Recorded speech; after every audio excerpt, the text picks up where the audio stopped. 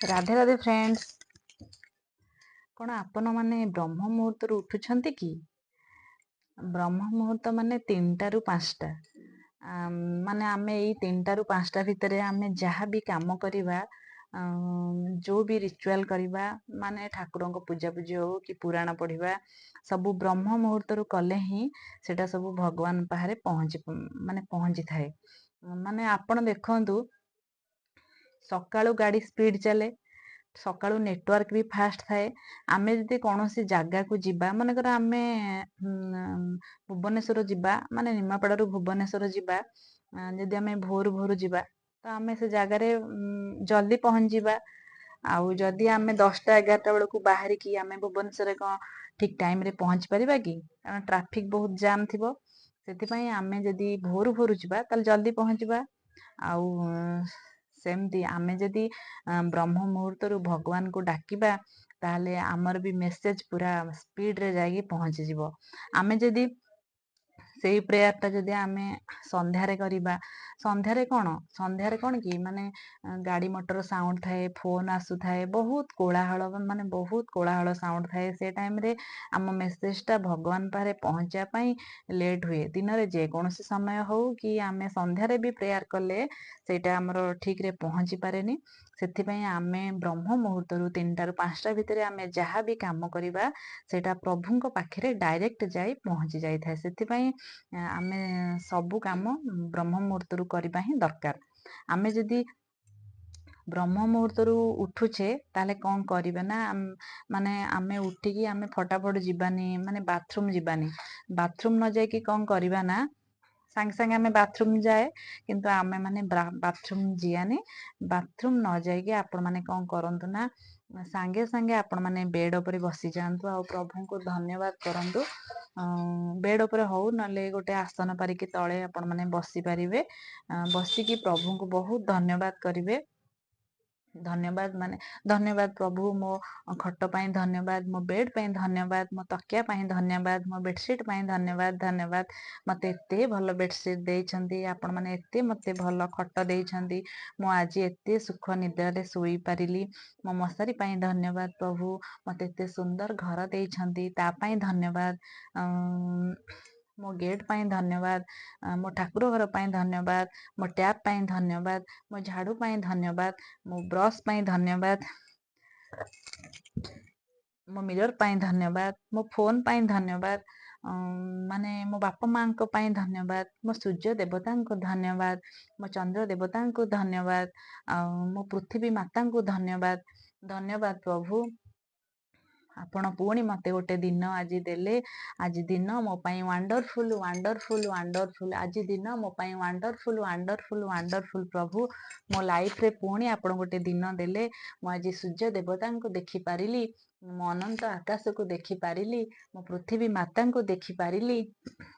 ଏମିତି ଆପଣମାନେ ପ୍ରଭୁଙ୍କୁ ବହୁତ ଧନ୍ୟବାଦ ଦେବେ। ତାପରେ ବହୁତ ଧନ୍ୟବାଦ ଦେବେ, ଆପଣ ଭଗବାନଙ୍କୁ ନିଜକୁ ସରେଣ୍ଡର କରିଦେବେ। ତାପରେ ଆପଣମାନେ କ'ଣ କରିବେ ନା, ଗୋଟେ ଆସନ ପାରିକି ତଳେ ହଉ ନହେଲେ ବେଡ୍ ଉପରେ ହଉ ଆପଣମାନେ ବସି ପଡ଼ିବେ। ବସିକି ଆପଣମାନେ କ'ଣ କରିବେ ନା, ବ୍ରିଦିଂ ଏକ୍ସରସାଇଜ କରିବେ।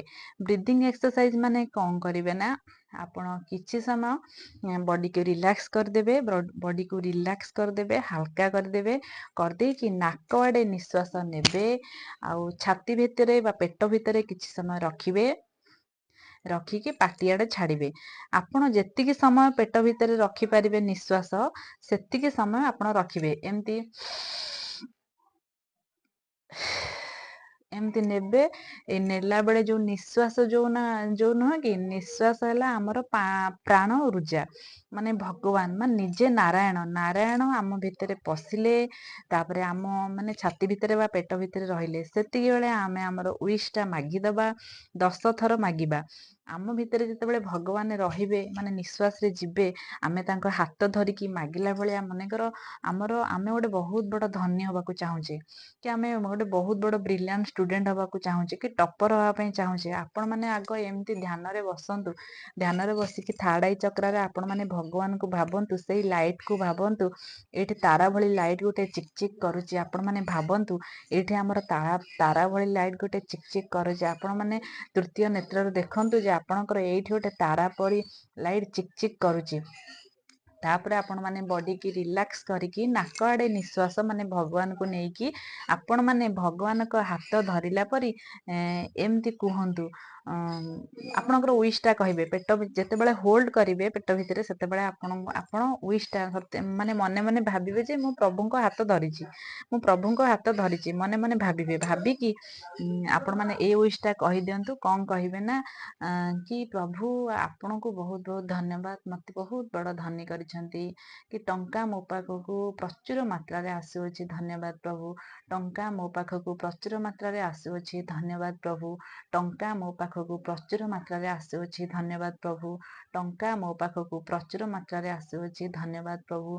କି ପିଲାମାନେ ଭାବିବେ ଥ୍ୟାଙ୍କ ୟୁ ପ୍ରଭୁ ମତେ ଟପ୍ପର କରିଛନ୍ତି, ଥ୍ୟାଙ୍କ ୟୁ ପ୍ରଭୁ ମତେ ଟପ୍ପର କରିଛନ୍ତି, ଥ୍ୟାଙ୍କ ୟୁ ପ୍ରଭୁ ମତେ ଟପ୍ପର କରିଛନ୍ତି। ଆପଣମାନେ ମନେ ମନେ ଆପଣମାନେ ତ ଏକ୍ସରସାଇଜରେ ବସିଥିବେ ନା, ସେଟା ନିଶ୍ୱାସ ନେଲା ବେଳେ ଆପଣମାନେ ମନେ ମନେ ଚାଣ୍ଟିଂ କରିବେ। ଆପଣଙ୍କର ୱିଶଟା ହାତରେ ଗଣୁଥିବେ 10 ଥର।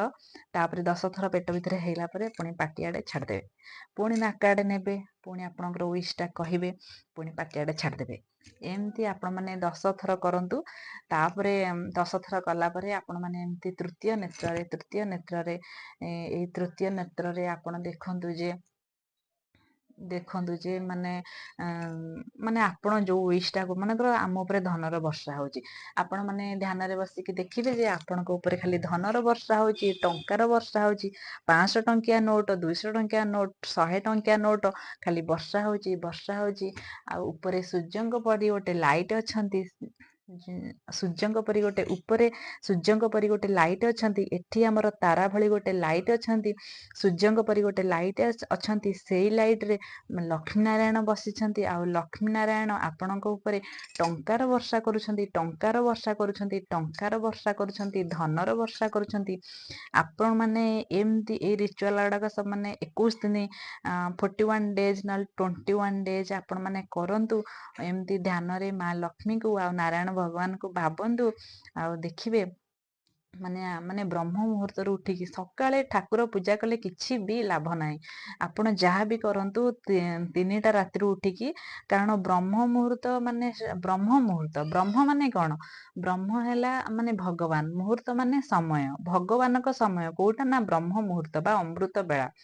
ଆମେ ଭଗବାନଙ୍କ ସମୟରେ ସେତେବେଳେ ମାନେ ରାକ୍ଷସ ମାନେ ଶୋଇପଡିଥାନ୍ତି, ଆଉ ସବୁ ଦେବତା ମାନେ ଜାଗ୍ରତ ହେଇଥାନ୍ତି।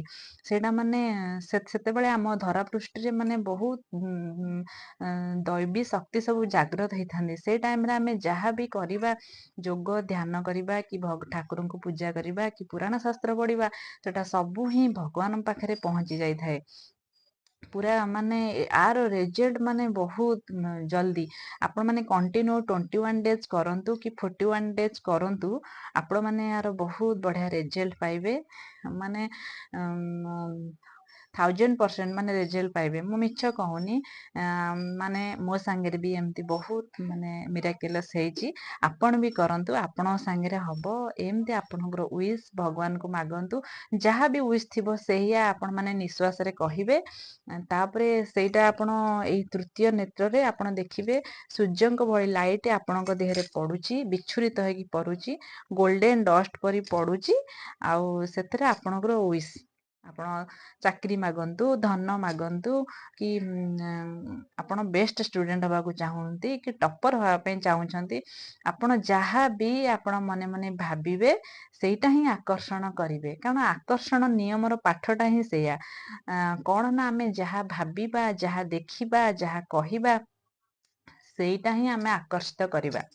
ନା ଆକର୍ଷଣ ମାନେ ମୁଁ ଏ ଚ୍ୟାନେଲରେ ମାନେ ଆକର୍ଷଣ ନିୟମ ବିଷୟରେ କଥା ହୁଏ।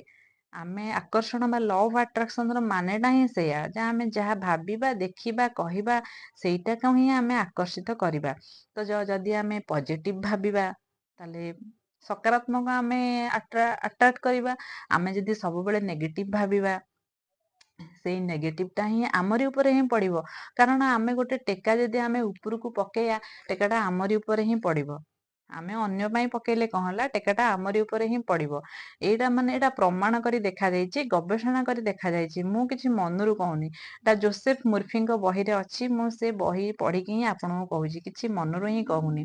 ତ ଆକର୍ଷଣ ନିୟମ ମାନେ ଆମେ ଯଦି ସବୁବେଳେ ପ୍ରଚୁରତାକୁ ଭାବିବା, ଆମେ ଯଦି ସବୁବେଳେ ଆବୁଡାନ୍ସକୁ ଭାବିବା, ତ ପ୍ରଚୁରତା ହିଁ ଆମେ ଗ୍ରହଣ କରିବା, ସଫଳତା ହିଁ ଆମେ ଗ୍ରହଣ କରିବା। ତ ଆମର ଭାବନା କେମିତି ହବା ଦରକାର, ଆମେ କଣ ଭାବିବା, ଆମେ ଯାହା ଭାବିବା ସେଇଟା ହିଁ ଆମେ ନିଜ ପାଇଁ ଆକର୍ଷିତ କରିବା। ସେଥିପାଇଁ ଆପଣମାନେ ସବୁବେଳେ ସକାରାତ୍ମକ ଭାବନ୍ତୁ, ସକାରାତ୍ମକ ରୁହନ୍ତୁ। ଦେଖିବେ ଆପଣଙ୍କର ଲାଇଫ ପୁରା ପରିବର୍ତ୍ତନ ହେଇଯିବ। ମୁଁ ଜୀବନ ପରିବର୍ତ୍ତନ କେମିତି ହବ ସେଇ ଭିଡିଓ ପକାଏ ମୋ ଚ୍ୟାନେଲରେ। ଆପଣ ବ୍ରହ୍ମ ମୁହୂର୍ତ୍ତରୁ ଉଠନ୍ତୁ ନା, ଦେଖିବେ ଆପଣଙ୍କ ଲାଇଫ ପୁରା ପରିବର୍ତ୍ତନ ହେଇଯିବ। କଥାରେ ନାହିଁ, କଥାରେ କୁହନ୍ତିନି ପିଲାମାନେ ରାତିରୁ ଉଠିକି ପାଠ ପଢିଲେ ସବୁ ପାଠ ମନେ ରହିଯାଏ। କାରଣ ରାତିରେ ମାନେ ପ୍ରଭୁଙ୍କର ଯୋଉ ଭୋରୁ ଭୋରୁ ବ୍ରହ୍ମ ମୁହୂର୍ତ୍ତରେ ପ୍ରଭୁଙ୍କର ଦ୍ୱାର ମୁହଁ ସବୁ ଫିଟି ଯାଇଥାଏ। ଦ୍ୱାର ମୁହଁ ଫିଟି ଯାଇଥାଏ। ଆମ ପିଲାମାନେ ପାଠ ପଢିଲେ ବି ସେ ଟାଇମରେ ପ୍ରଭୁଙ୍କର ବ୍ଲେସିଂ ବହୁତ ମାତ୍ରାରେ ଆସେ, ପିଲାଙ୍କ ପାଠ ବି ମନେ ରହିଯାଏ। ଖାଲି ପାଠ କଣ, ଆମେ ଯାହା ବି କରିବା ବ୍ରହ୍ମ ମୁହୂର୍ତ୍ତରୁ ସବୁ ପ୍ରଭୁଙ୍କ ପାଖରେ ଡାଇରେକ୍ଟ ଯାଇ ପହଞ୍ଚିଯିବ। କିଛି ମାନେ ଦିନରେ ଟ୍ରାଫିକ ଜାମ୍ ହେଲା ବେଳେ ଟ୍ରାଫିକ କିଛି ନାହିଁ, ପୁରା ଡାଇରେକ୍ଟ ପ୍ରଭୁଙ୍କ ପାଖରେ ପହଞ୍ଚିଯିବ। ସେଥିପାଇଁ ଆମେ ବ୍ରହ୍ମ ମୁହୂର୍ତ୍ତରୁ ଉଠିବା, ଆଉ ବ୍ରହ୍ମ ମୁହୂର୍ତ୍ତରୁ ଉଠିଲେ ହିଁ ଆମ ଜୀବନ ପରିବର୍ତ୍ତନ ହବ। ଆମେ ଯଦି ଲେଟରେ ଶୋଇବା ତାହେଲେ ଆମ ଭାଗ୍ୟ ବି ଶୋଇଯିବ। କଥାରେ ଅଛି ଡେର ସେ ସୋନେ ବାଲେ କି ଭାଗ୍ୟ ବି ସୋ ଯାତା ହେ। ତ ଡେରିରେ ଯୋଉମାନେ ଶୋନ୍ତି ସେମାନଙ୍କ ଭାଗ୍ୟ ବି ଶୋଇଯିବ, ସ୍ୱପ୍ନ ବି ଶୋଇଯିବ, କିଛି ବି ପୂରଣ ହବନି। ତେଣୁକରି ଆମେ ମାନେ ଜଲ୍ଦି ଉଠିବା ପାଇଁ ଚେଷ୍ଟା କରିବା। ଆଉ ଜଲ୍ଦି ଉଠିଲେ ଆମ ଜୀବନ ପରିବର୍ତ୍ତନ ହେଇଯିବ, ଆମ ଭାଗ୍ୟ ବଦଳିଯିବ। ଆମ ଜୀବନ, ଆମ ଭାଗ୍ୟ ଆମ ହାତରେ। ରହିଲି। ମୋ ଭିଡ଼ିଓଟା ଆପଣମାନଙ୍କୁ ଯଦି ଭଲ ଲାଗିଥାଏ ପ୍ଲିଜ୍ ମୋତେ ସବସ୍କ୍ରାଇବ୍ କରିଦେବେ। ଧନ୍ୟବାଦ, ଧନ୍ୟବାଦ, ଧନ୍ୟବାଦ। Love you, love you, love you. God bless you, God bless you, God bless you. Radhe Radhe.